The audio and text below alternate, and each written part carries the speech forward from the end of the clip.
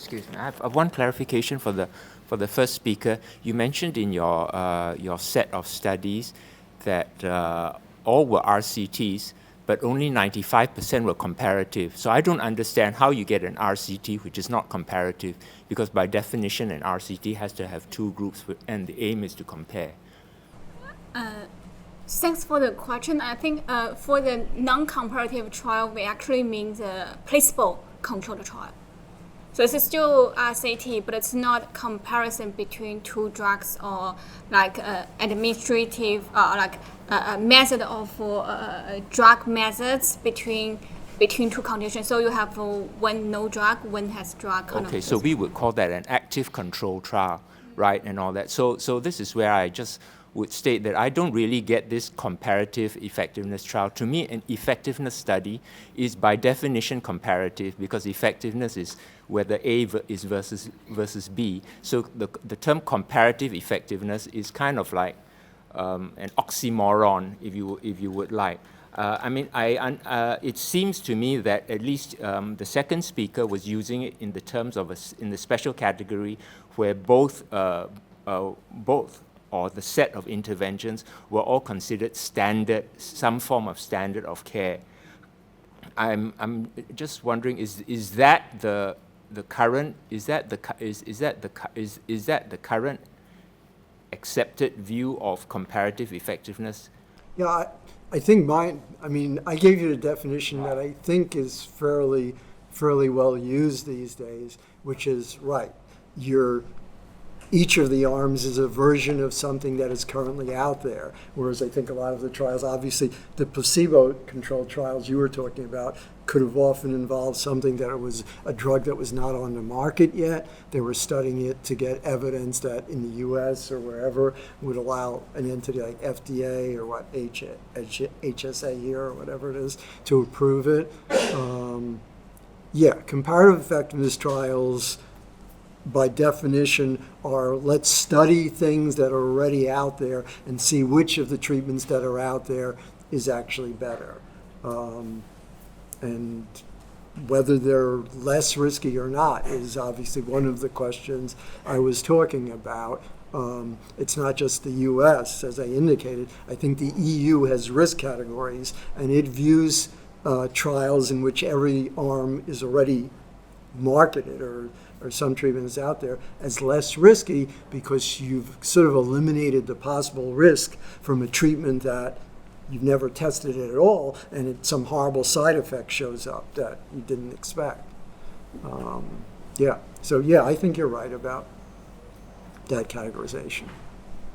Yeah, thanks. I guess I have a question for you and your findings around the language that was used, and so very interesting results, and I guess they comport with some of the other studies that, especially maybe the term like impossible, people know what that means, but things like probably or likely or unlikely, right? There's this huge range, okay, and so if you use that term, people might say 40%, some might say 10%, right? Okay, so I'm thinking about the implications of these findings. So does this mean, for IRBs, for researchers, we should always be putting percentages or probabilities attached to these words? Because look, you might think, you say, unlikely, and you're thinking 10%, but then, this would be this huge variation. So is that an implication that, we should always, we can use the word likely, but always attach a hard number or range to it? Or do you think that's not an implication? I think it's a very active area of research at the moment to see what's the best way to convey the information. Even sometimes you only use numbers, people can have a misinterpretation, especially for people who are not good at dealing with numbers. They can have misperception of the risk. So I think one example is an IPCC report. Do people know the IPCC about climate change? So they also try to give more guidance on how to use different phrases like likely or unlikely, very likely. And they also provide guidance if you mean the likely, what's the percentage of likely means. When you are using very unlikely, what does the percentage of very likely to mean? And it's kind of recommended when you discover this thing, you can combine the number, the actual probability with the phrase to decrease potential misunderstanding. I think for the research here, I think having the number can help, but again, it all depends on lay patients, their ability to understand the numbers.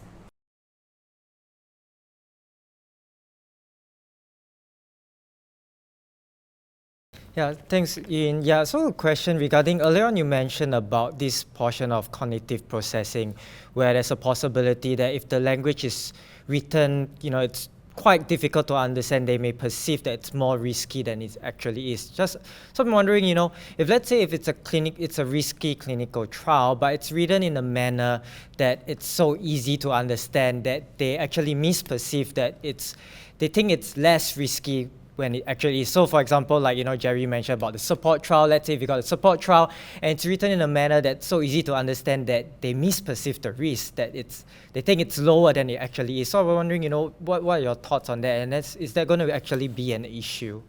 I think this is a very, very good point. And in psychology research, we did find people can be influenced by totally irrelevant things when judging the risk. And sometimes people want more information, even though the information is a totally irrelevant trial, but they want more information. But sometimes with more information, it may not be a good thing or maybe a bad thing. So as you mentioned that, about whether having simpler format is going to be a good thing or not, I think it depends. The priority is to get people to understand the risk in the first place. If the consent form is difficult to the extent people even cannot understand the information, there's no way for them to be near the actual risk level. Based on their understanding, they can understand the information, then you can see if the template or the form has additional thing unnecessary to reduce their risk perception. I could wait. Let me just pick up on that, and I will try to promote self-interest here. When I was in the U.S., which was where I was from before 2023, we actually worked on revising the rules relating to informed consent, and I think we actually did a pretty good job in terms of rewriting consent forms.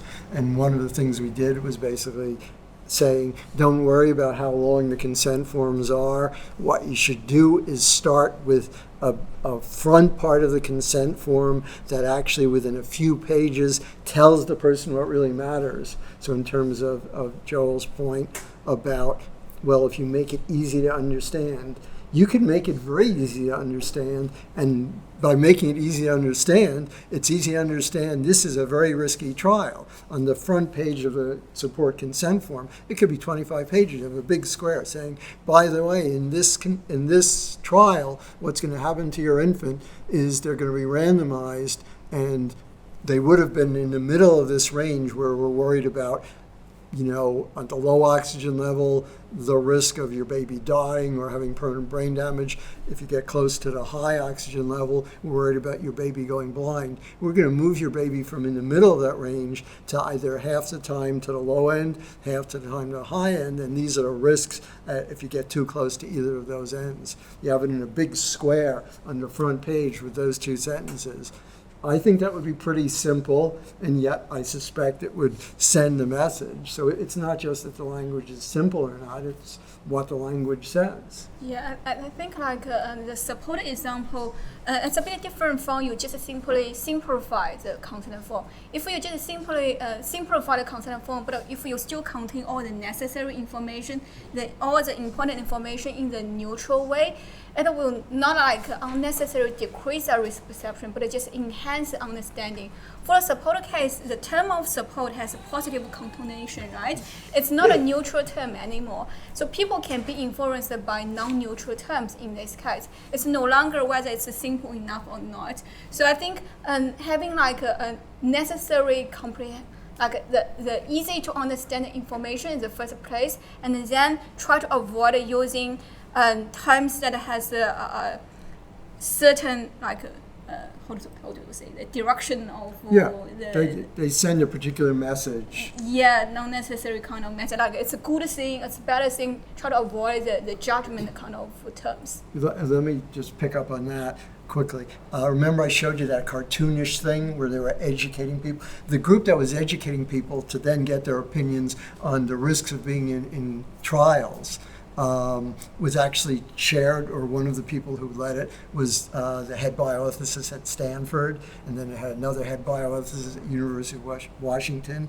Well, what they called it was Research on Medical Practice, which if you use the acronym is ROMP. So this is about the risks of being in clinical trials, so exactly your message. A lot of us think of a romp in the park or something. You're not thinking of risky things. You're thinking of this fun activity that's enjoyable. Yet here you had people from bioethicists from the top universities who, in the field of bioethics, we often condemn the big pharma companies for creating names for trials like support. Well, what about the bioethicists creating a trial about the risks in clinical research, calling it wrong, so it's exactly this. Yeah, to pick up on the communicating of risk to patients and all that, I mean, now we're in the era of individualized medicine and treatments and all that, so I think this also extends to individualized communication to the patient, because like it or not, everybody has their own threshold for what they to judge those descriptive terms of degrees of risk. So I'd like to point out that this joint decision making issue and discussing risks and benefits and all that is something that is well studied for clinical treatments, and it also comes to the fore when developing clinical practice guidelines.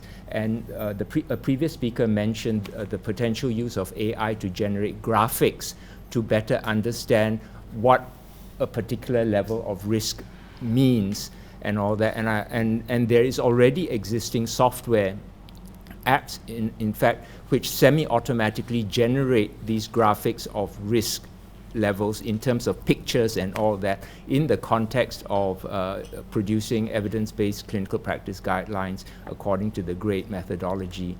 So there are it's already happening, but in the context of clinical practice guidelines, but it's no different because the essence is still how to get the patient to better understand a risk and all that, so that they can weigh it against the benefits.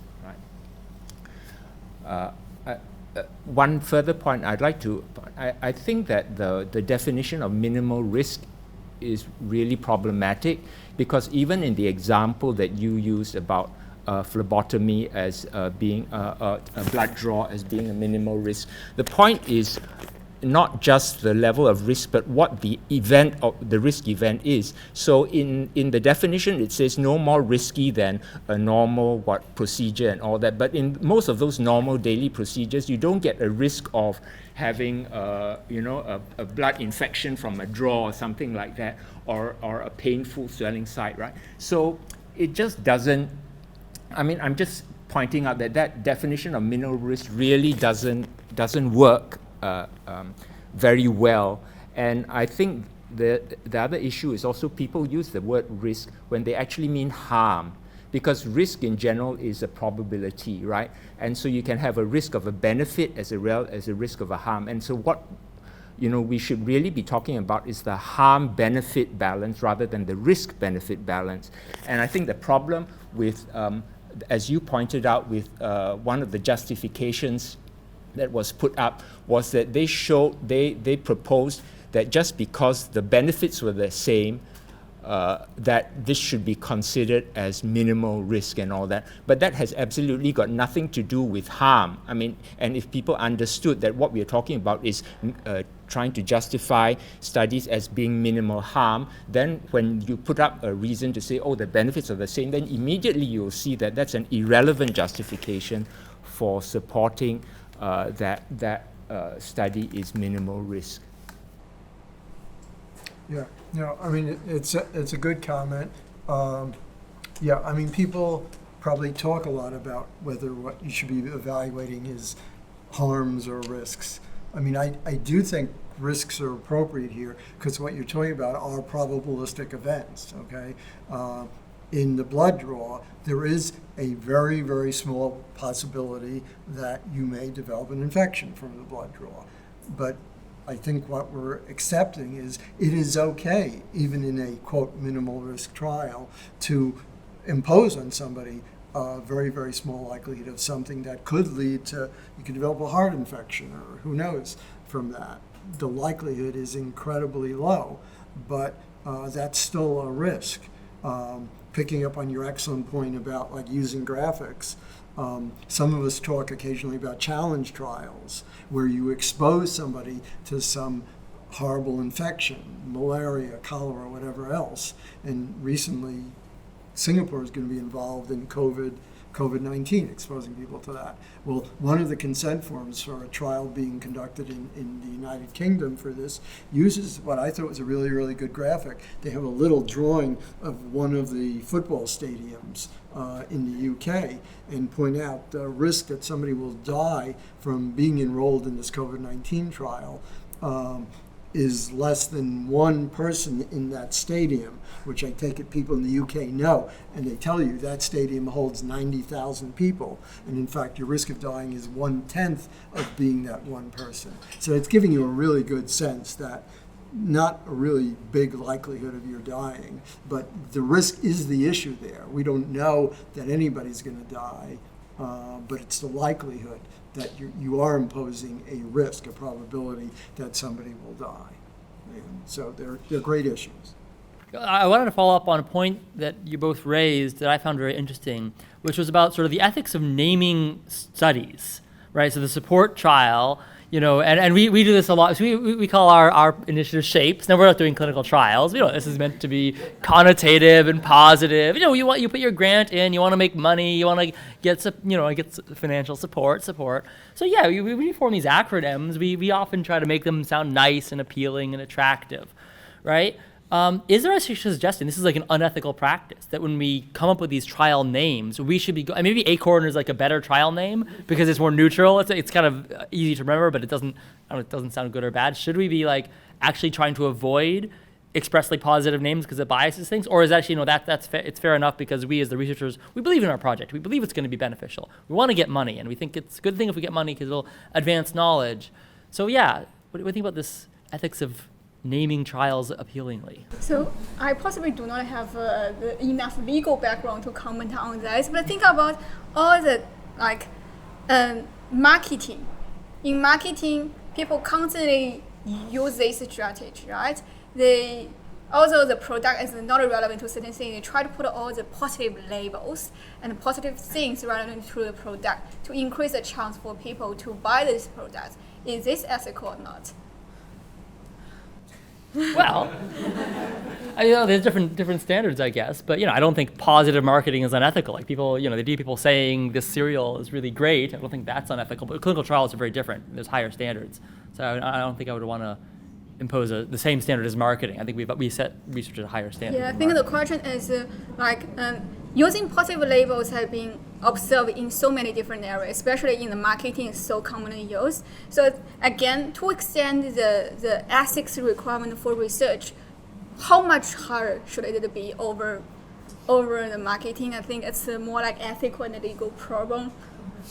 So Jerry, do you have any comments? I mean, you raise a good issue. There is a literature out there about kind of how positive the label, the acronym should be for a clinical trial. I think there is a sense, even in the drug industry, that there are limits. And I think even the FDA, at least in the US, will probably actually not allow you to use, if you name, your trial like Super Cure or whatever else, you might get pushback or something. So it could be a little positive because you're clearly trying to get some kind of good drug out of it. but I think there are limits, and the question is, right, what are those limits? As you said, we hold ourselves to a higher standard than the cereal marketing industry or something. Yeah, we just had recovery trial, which is like, that's a very positive, during the COVID-19 pandemic. That was very positive. Yeah, you're gonna get better. Yeah. It's like, it now seems almost like super cure, but anyway. Yeah. No, they certainly do look for acronyms that are somewhat on the positive side, and and it's an accepted, interesting ethical issue about, right, what is an acceptable acronym and what isn't. And there are not clear black and white lines on that. Yeah, just going to follow up on that maybe to Jerry. So is there this suggestion then that we should be actually using neutral languages in our consent forms and in our wordings for the trial? So if you recall, as part of consent, they would say that, you shouldn't be wording things such a way that the person would be unduly influenced to take part in the study. And then, so I'm hearing like, there seems to be this kind of notion there that you shouldn't be actually using non-neutral language. You shouldn't be using things like good or bad, or, like what Owen mentioned about acronyms being recovery. You should use something more neutral to then, perhaps not influence the person to feel like, this is going to be really, really good for me to take part in. Yeah, no, again, your goal is consent, as a lot of the talks today have talked about. Is there a way to appropriately give the person the information they need to make a good decision based on their own values as to whether they want to be in this trial or not? The concern raised by support was that, and I don't disagree with this, if you gave the information clearly and simply and fairly, were you going to have a hard time getting parents to enroll their kids in that trial? And that could be the case. But that's a tension in terms of our whole system. If we're claiming we're getting appropriate informed consent, and we think by doing that we're not going to be able to conduct the trials we think are important, then you're raising an ethical issue of maybe we should change our basic ethics and say we will enroll people in trials and not get their informed consent, that they will basically be involuntarily enrolled in certain types of trials. And there's been a push, by the way, if it's sort of tangentially relevant to the debate about the support trial. If you're familiar with the concept of learning healthcare systems, the notion that, major hospitals, things like that should be actually contributing more to research as part of their day-to-day clinical care. The thrust of that whole approach is that more of the, quote, learning, more of the clinical trials should be built into our healthcare providers in a way that is not forced to use the usual rules of using consent forms and getting consent on the dotted line. There, for example, could be a whole bunch of clinical trials taking place in a learning healthcare system hospital where they do not need you to affirmatively say, I'm okay with being in this trial. They will just have behind the admission counter a list of trials that if you want to ask for them, they'll show you what trials are taking place. And so the default is basically you are in the trials unless you opt out. And that produces a very different result. And unless you're a fairly aggressive person who is very concerned about knowing about all this stuff and is going to look up the list and ask about that, you may never even be aware you're in a clinical trial. So your infant could have been in a trial like support. And no, they weren't getting your parent's signature in the dotted line. It's taking place, and that's fine if we change our ethical rules and let people know this is the new rule. You're aware that there will be clinical trials taking place in your hospital and you may be in them, and if you don't want to be in them, you have the right to do that. Similar, I guess, we have a similar debate on how kidney transplantation works in Singapore, right? You have an opt-out system, and very good arguments for saying that's ethical as long as the system lets everybody know. There may be a few outliers who just don't read newspapers or watch TV or whatever else. So they're very interesting issues, right, in terms of how we want to do all of this. I have a question for you, and I suppose you have more details on this support clinical trial, right? The IRB that approved that trial will have benefited terribly from your comment here when you were describing for us the two arms. And you commented, and this is called support. Because, in fact, my question will be, if assuming that you were a member of the IRB that approved the trial, will you have made that comment? Will you have considered this as a very serious problem of misleading the potential subjects, in this case the parents, of course? Because you correctly said, when a mother that is very worried about the little baby being quite sick, and the father as well, and so on, and here, we have a support study, automatically your mind is wondering, who can help me? How can I help my baby? But apparently the IRB never make an issue of that. We usually take the names of the studies for granted. We don't seem to look at them. But in this particular case, it really wakes us up to say, the names we give to things have a powerful effect on the people that need to use those things, and on the people that are considering whether or not to use them, and so on. So if you were in the hypothetical situation, will you do something as a member of the IRB where this support protocol comes to you? Yeah, no, that's a great question. Obviously, I don't know what I would have done at the time. There were many IRBs, actually. This was reviewed probably by most of the sites, had their own IRBs. And, in terms of the name, I guess the more complicated thing is most of those IRBs probably also thought this was a relatively low-risk trial. So if you really thought it was a low-risk trial, maybe it isn't that problematic that you have a somewhat positive name for it. And even now, again, as I indicated, the reason I'm sort of presenting this is there is still probably a divide among top people in the bioethics community, with substantial segments of leading bioethicists around the world probably arguing that that is a minimal risk trial. So it's just showing you that, people disagreeing on something a lot of us think is obvious, that whatever you want to describe this as, I certainly think it's not minimal risk.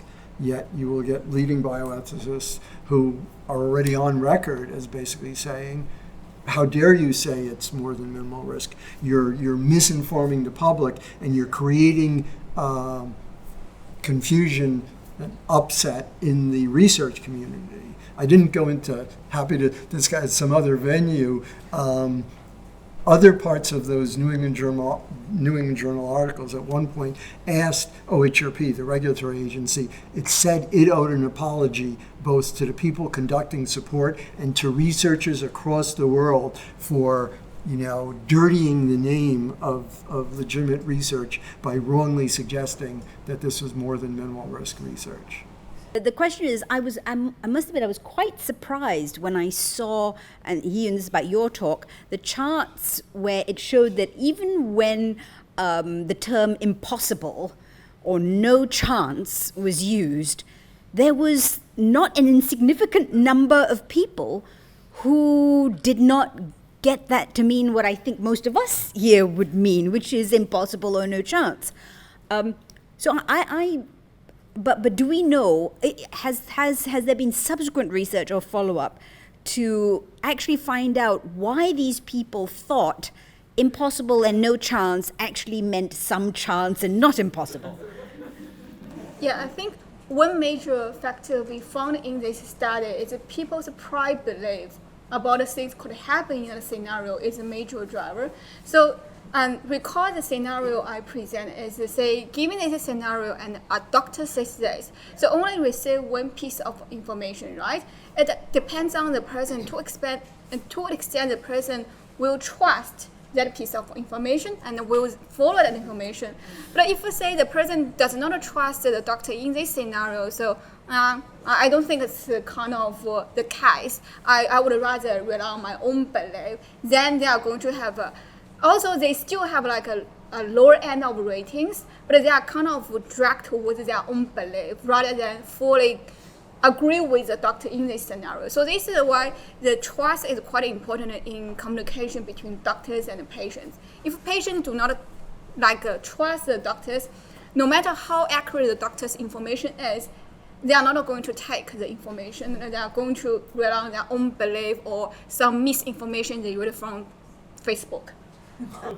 So this is actually a very interesting and I think important point, because it shows that, quite frankly, I think we're in a lot of trouble. Perhaps less trouble here in Singapore for various reasons, which I'm sure you all know and I don't need to articulate. But certainly in a lot of places, trust is declining a lot. And there is a lot of fake everything, including deep fakes, and even people in powerful positions or authoritative figures in government who are just basically talking nonsense. And so this is muddying the waters to such an extent that I worry that those people that will be a growing number. The impossibles and the no chance, their trust levels will reduce, and the people who, when you're telling them it's impossible, won't actually believe you when you're saying it's impossible or no chance, which is, for me personally, terrifying thought. A terrifying thought of where society is going. So let's hope, oh gosh, now I need to think about positive things like support, and it's not that bad. And so maybe we can be hopeful for things in the future. Maybe, I don't know whether regulation is the way forward. Something needs to happen, but we'll see what goes on. We can't control everything that goes on around the universe, can we? I would like to thank Jerry and Yiyun for their excellent talks and for the excellent discussion that followed.